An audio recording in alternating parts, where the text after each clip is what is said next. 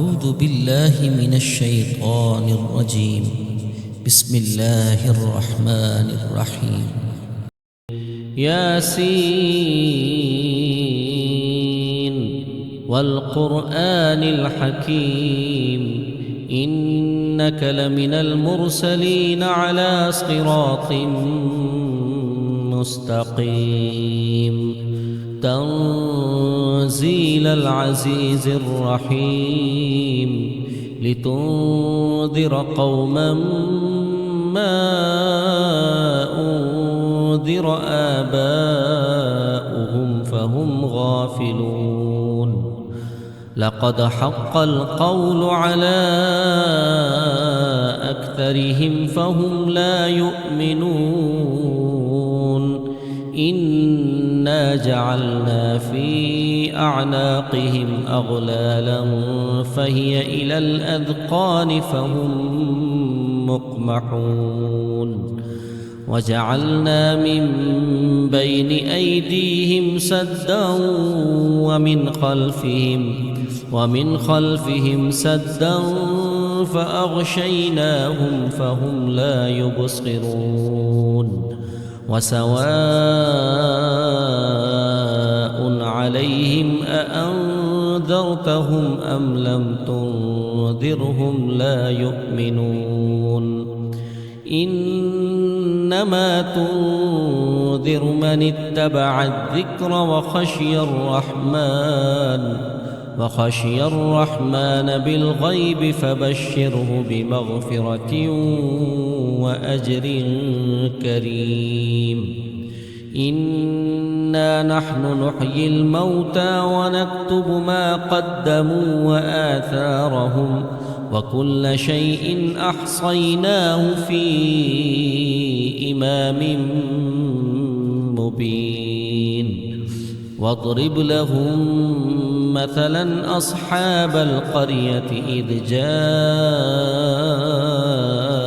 المرسلون إذ أرسلنا إليهم اثنين فكذبوهما فعززنا بثالث فقالوا إنا إليكم مرسلون قالوا ما أنتم إلا بشر مثلنا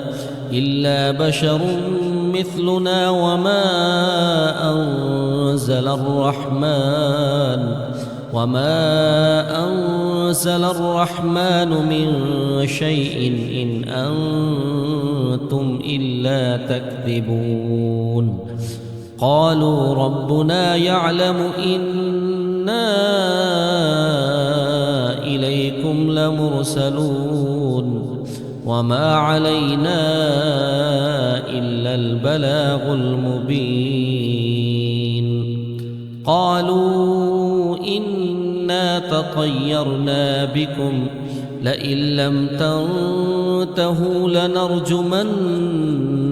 وليمسنكم منا عذاب أليم قالوا طائركم معكم أئن ذكرتم بل أنتم قوم مسرفون وجاء من أقصى المدينة رجل يسعى قال يا قوم اتبعوا المرسلين اتبعوا من لا يسألكم أجرا وهم مهتدون وما لي لا أعبد الذي فطرني وإليه ترجعون أأتخذ من دونه آلهة إن يردني الرحمن بضر لا تغن عني شفاعتهم شيئا ولا ينقذون إني إذا لفي ضلال مبين إني آمنت بربكم فاسمعون قيل ادخل الجنة قال يا ليت قومي يعلمون بما غفر لي ربي وجعلني من المكرمين وما أنزلنا على قومه من بعده من جند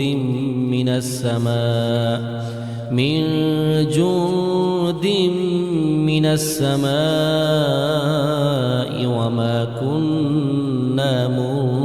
منزلين إن كانت إلا صيحة واحدة فإذا هم خامدون يا حسرة على العباد ما يأتيهم من رسول إلا كانوا به يستهزئون ألم يروا كم أهلكنا قبلهم من القرون أنهم إليهم لا يرجعون وإن كل لما جميع لدينا محضرون وآية لهم الأرض الميتة أحييناها وأخرجنا منها حبا فمنه يأكلون وجعلنا فيها جنات من نخيل وأعناب وفجرنا فيها من العيون ليأكلوا من ثمره وما عملته أيديهم أفلا يشكرون سبحان الذي خلق الأزواج كلها مما تنبت الأرض ومن أنفسهم ومما لا يعلمون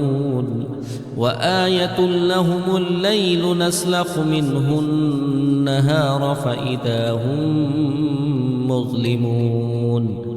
والشمس تجري لمستقر لها ذلك تقدير العزيز العليم والقمر قدرناه منازل حتى عاد كالعرجون القديم لا الشمس ينبغي لها أن تدرك القمر ولا الليل سابق النهار وكل في فلك يسبحون وآية لهم أنا حملنا ذريتهم في الفلك المشحون وخلقنا لهم من مثله ما يركبون وإن نشأ نغرقهم فلا صريخ لهم ولا هم ينقذون إلا رحمة منا ومتاعا إلى حين وإذا قيل لهم اتقوا ما بين أيديكم وما خلفكم لعلكم ترحمون وما تأتيهم من آية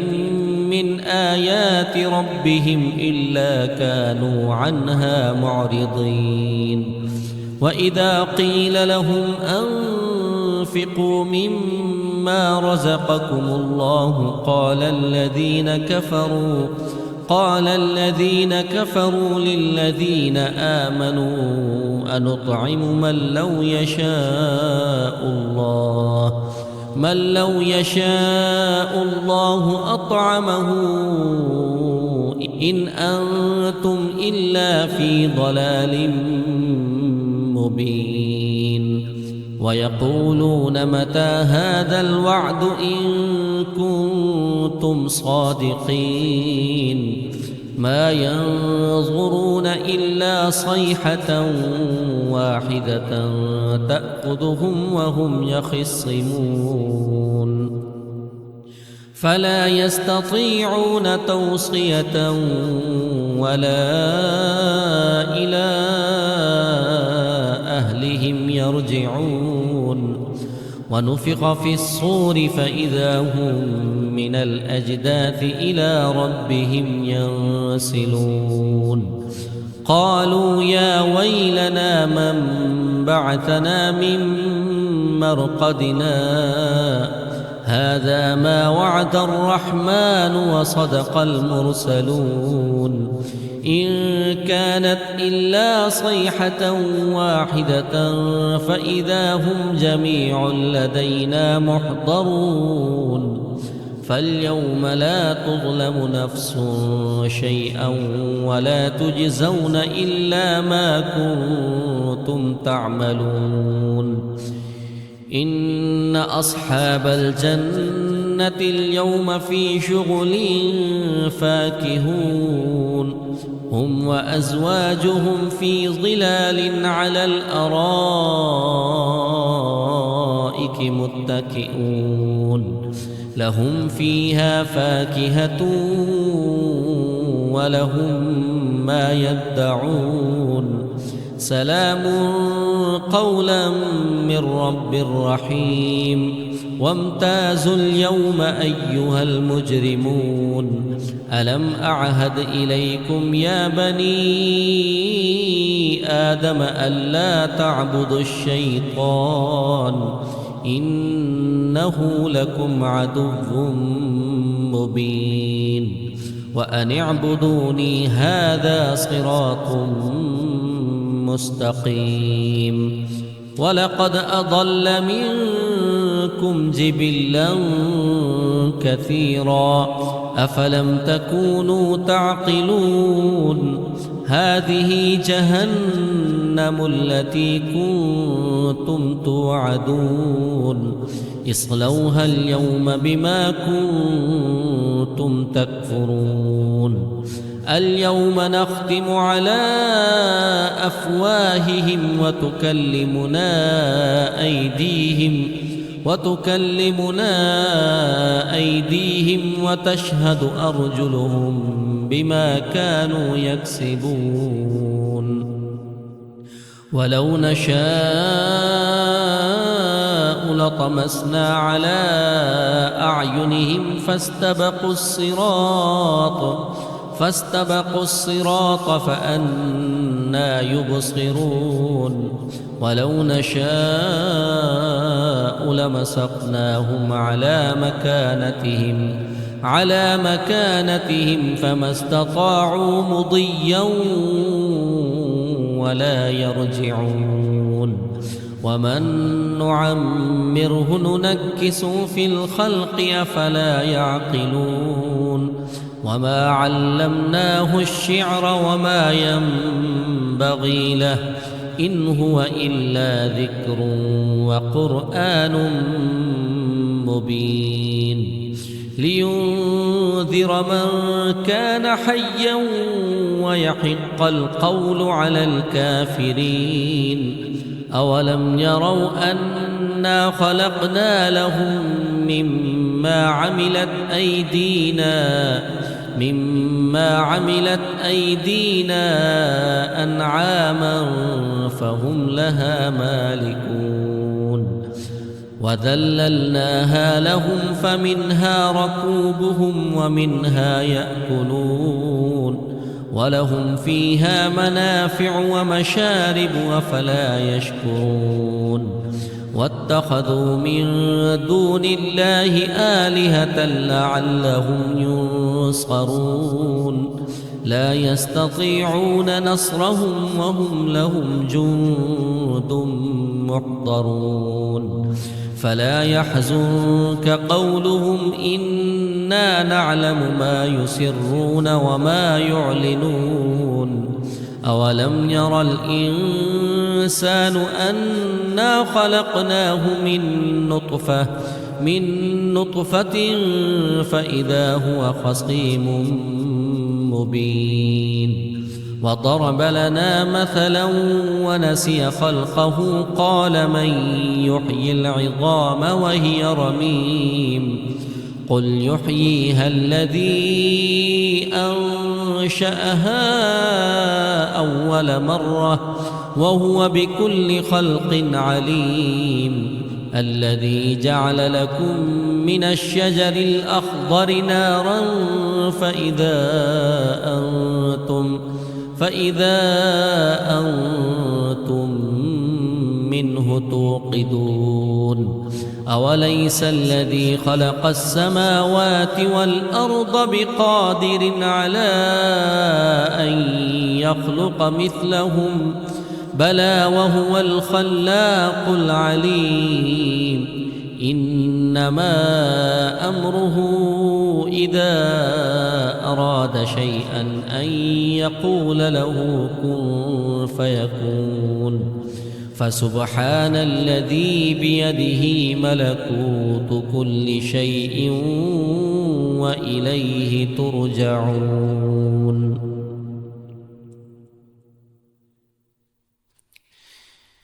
بسم الله الرحمن الرحيم. الرحمن علم القرآن خلق الإنسان علمه البيان الشمس والقمر بحسبان والنجم والشجر يسجدان والسماء رفعها ووضع الميزان ألا تطغوا في الميزان وأقيموا الوزن بالقسط ولا تخسروا الميزان والأرض وضعها للأنام فيها فاكهة والنخل ذات الأكمام والحب ذو العصف والريحان فبأي آلاء ربكما تكذبان خلق الإنسان من صلصال كالفخار وخلق الجان من مارج من نار فبأي آلاء ربكما تكذبان رب المشرقين ورب المغربين فبأي آلاء ربكما تكذبان مرج البحرين يلتقيان بينهما برزخ لا يبغيان فبأي آلاء ربكما تكذبان يخرج منهما اللؤلؤ والمرجان فبأي آلاء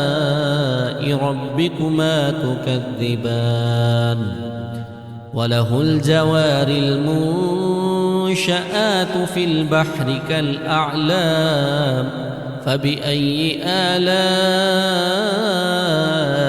ربكما تكذبان كل من عليها فان ويبقى وجه ربك ذو الجلال والإكرام فبأي آلاء ربكما تكذبان يسأله من في السماوات والأرض كل يوم هو في شأن فبأي آلاء ربكما تكذبان سنفرغ لكم أيها الثقلان فبأي آلاء ربكما تكذبان يا معشر الجن والإنس إن استطعتم أن تنفذوا من أقطار السماوات والأرض فانفذوا لا تنفذون إلا بسلطان فبأي آلاء ربكما تكذبان يرسل عليكما شواظ من نار ونحاس فلا تنتصران فبأي آلاء ربكما تكذبان فإذا انشقت السماء فكانت وردة كالدهان فبأي آلاء ربكما تكذبان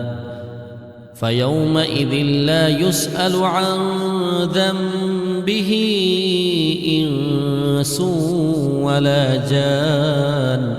فبأي آلاء ربكما تكذبان يعرف المجرمون بسيماهم فيؤخذ بالنواصي والأقدام فبأي آلاء ربكما تكذبان هذه جهنم التي يكذب بها المجرمون يطوفون بينها وبين حميم آن فبأي آلاء ربكما تكذبان ولمن خاف مقام ربه جنتان فبأي آلاء ربكما تكذبان ذواتا أفنان فبأي آلاء ربكما تكذبان فيهما عينان تجريان فبأي آلاء ربكما تكذبان فيهما من كل فاكهة زوجان فبأي آلاء ربكما تكذبان متكئين على فرش بطائنها من استبرق وجنى الجنتين دان فبأي آلاء ربكما تكذبان فيهن قاصرات الطرف لم يطمثهن إنس قبلهم ولا جان فبأي آلاء ربكما تكذبان كأنهن الياقوت والمرجان فبأي آلاء ربكما تكذبان هل جزاء الإحسان إلا الإحسان فبأي آلاء ربكما تكذبان ومن دونهما جنتان فبأي آلاء ربكما تكذبان مدهامتان فبأي آلاء ربكما تكذبان فيهما عينان نضاختان فبأي آلاء ربكما تكذبان فيهما فاكهة ونخل ورمان فبأي آلاء ربكما تكذبان فيهن خيرات حسان فبأي آلاء ربكما تكذبان حور مقصورات في الخيام فبأي آلاء ربكما تكذبان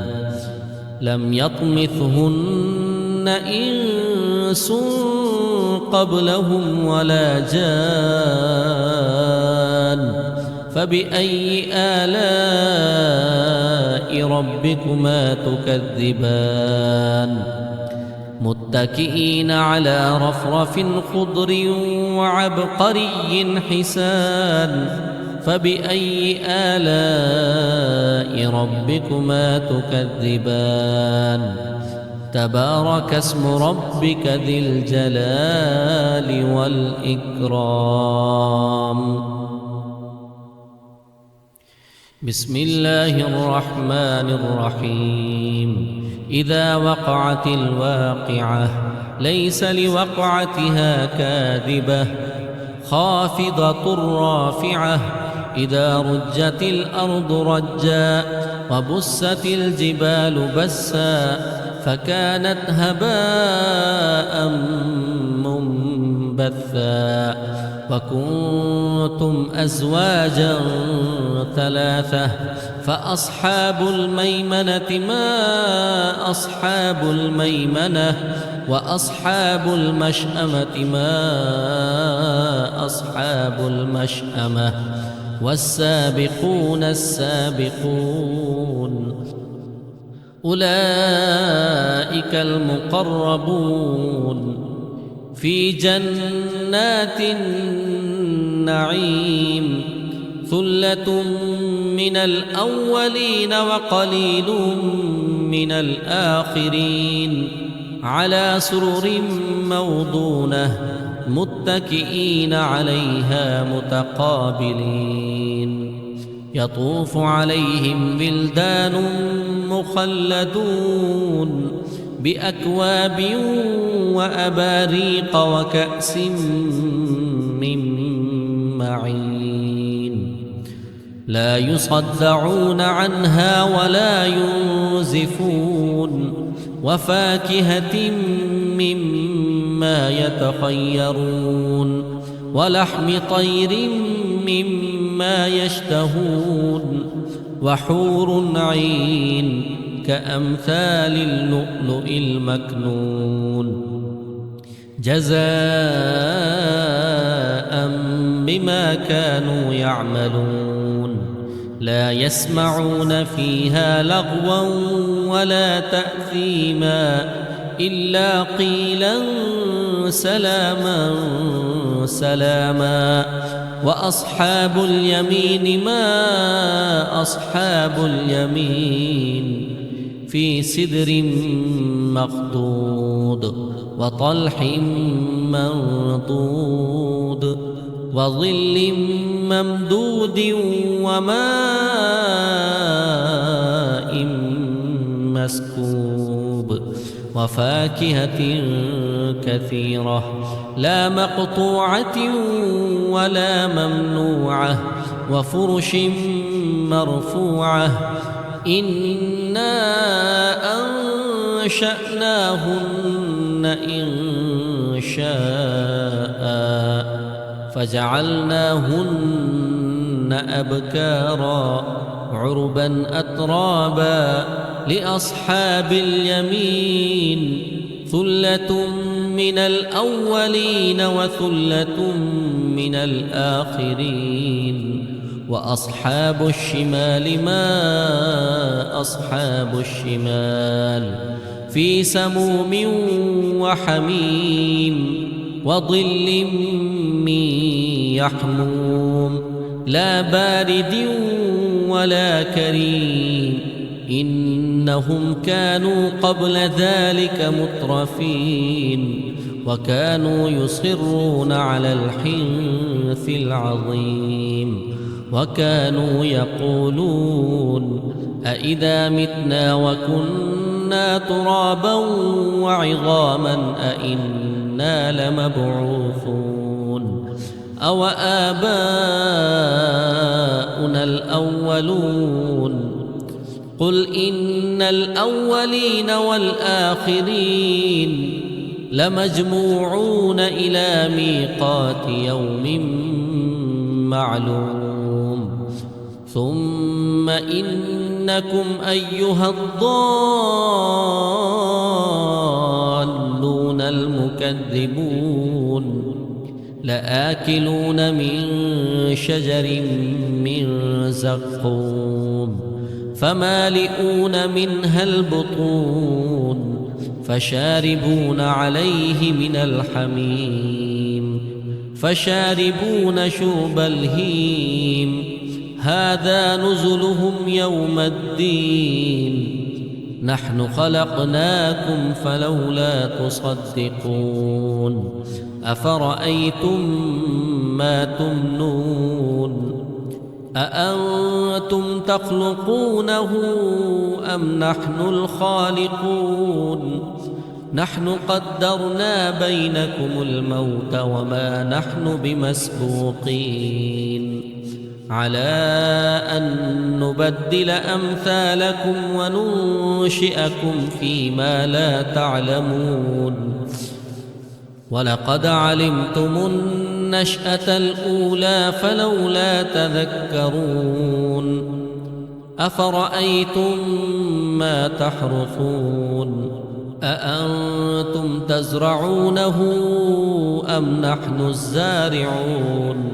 لو نشاء لجعلناه حطاما فظلتم تفكهون إنا لمغرمون بل نحن محرومون أفرأيتم الماء الذي تشربون أأنتم أنزلتموه من المزن أم نحن المنزلون لو نشاء جعلناه أجاجا فلولا تشكرون أفرأيتم النار التي تورون أأنتم أنشأتم شجرتها أم نحن المنشئون نحن جعلناها تذكرة ومتاعا للمقوين فسبح باسم ربك العظيم فلا أقسم بمواقع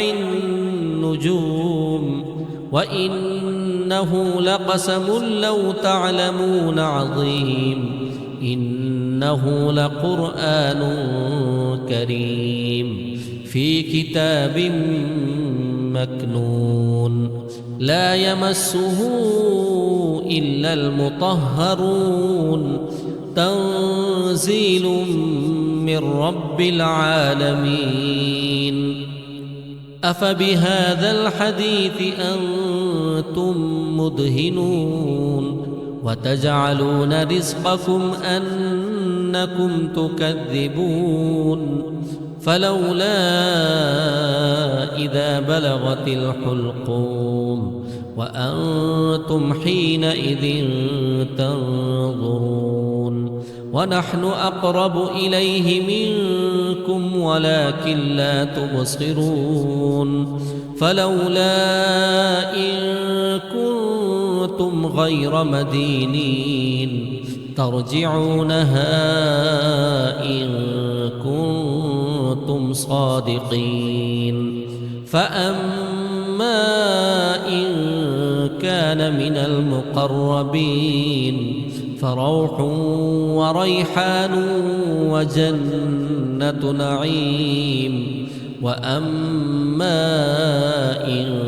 كان من أصحاب اليمين فسلام لك من أصحاب اليمين وأما إن كان من المكذبين الضالين فنزل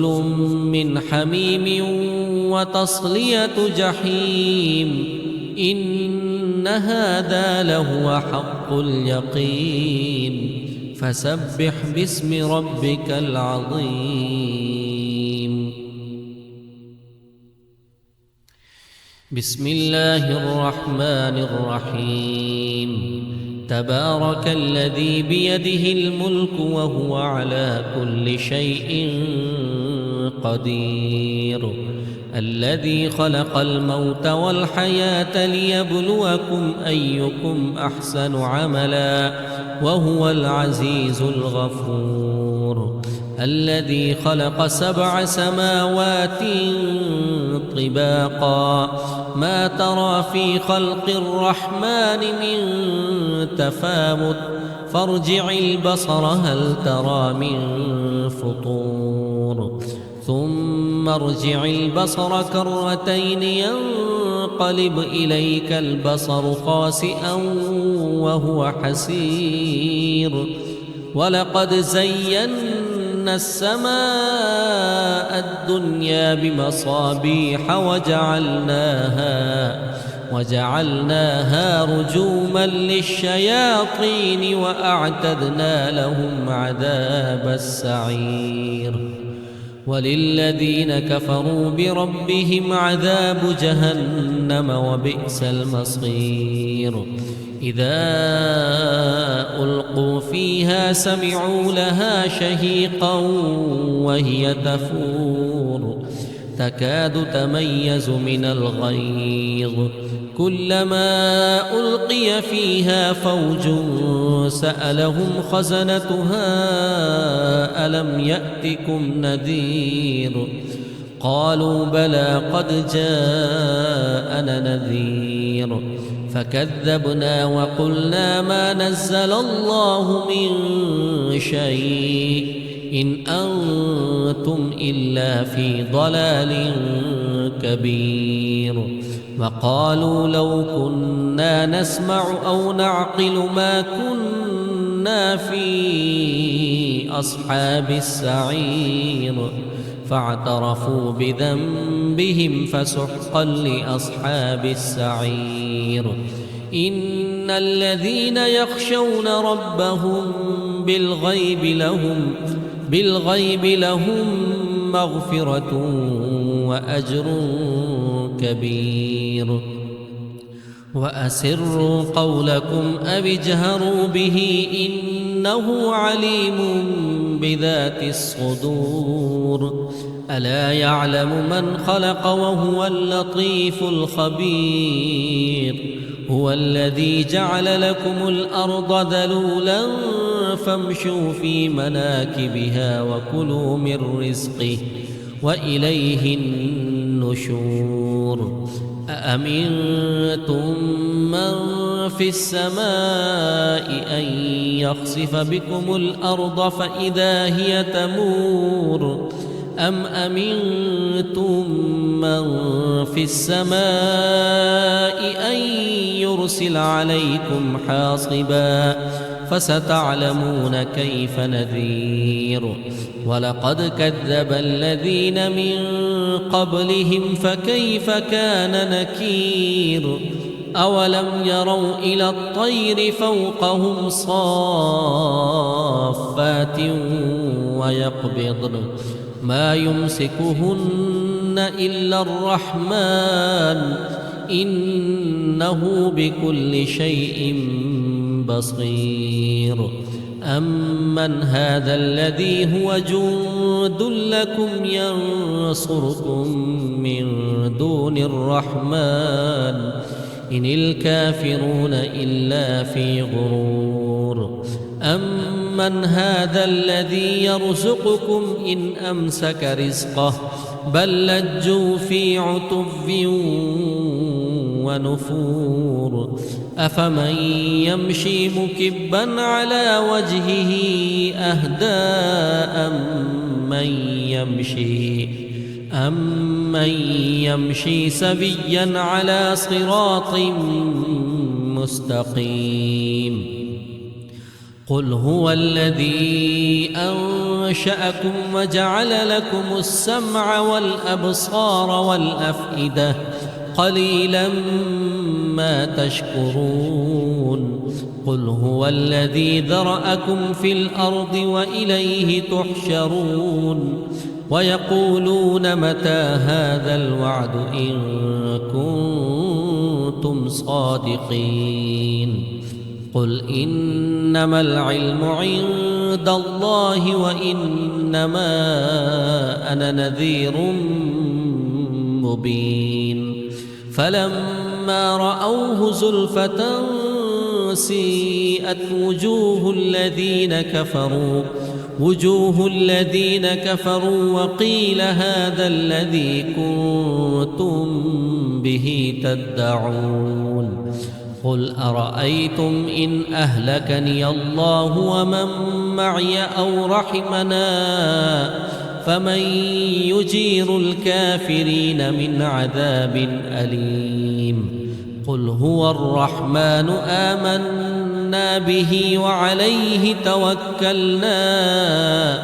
فستعلمون من هو في ضلال مبين قل أرأيتم إن أصبح ماؤكم غورا فمن يأتيكم بماء معين بسم الله الرحمن الرحيم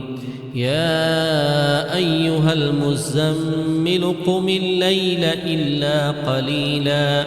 نصفه أو انقص منه قليلا أو زد عليه ورتل القرآن ترتيلا إنا سنلقي عليك قولا ثقيلا إن ناشئة الليل هي أشد وطئا وأقوم قيلا إن لك في النهار سبحا طويلا واذكر اسم ربك وتبتل إليه تبتيلا رب المشرق والمغرب لا إله إلا هو فاتخذه وكيلا واصبر على ما يقولون واهجرهم هجرا جميلا وذرني والمكذبين أولي النعمة ومهلهم قليلا إن لدينا أنكالا وجحيما وطعاما ذا غصة وعذابا أليما يوم ترجف الأرض والجبال وكانت الجبال كثيبا مهيلا إنا أرسلنا إليكم رسولا شاهدا عليكم كما أرسلنا إلى فرعون رسولا فعصى فرعون الرسول فأخذناه أخذا وبيلا فكيف تتقون إن كفرتم يوما يجعل البلدان شيبا السماء منفطر به كان وعده مفعولا إن هذه تذكرة فمن شاء اتخذ إلى ربه سبيلا إن ربك يعلم أنك تقوم أدنى من ثلثي الليل ونصفه وثلثه وطائفة من الذين معك والله يقدر الليل والنهار علم أن لن تحصوه فتاب عليكم فاقرؤوا ما تيسر من القرآن علم أن سيكون منكم مرضى وآخرون يضربون في الأرض يبتغون من فضل الله وآخرون يقاتلون في سبيل الله فاقرؤوا ما تيسر منه وأقيموا الصلاة وآتوا الزكاة وأقرضوا الله قرضا حسنا وما تقدموا لأنفسكم من خير تجدوه عند عند الله هو خيرا وأعظم أجرا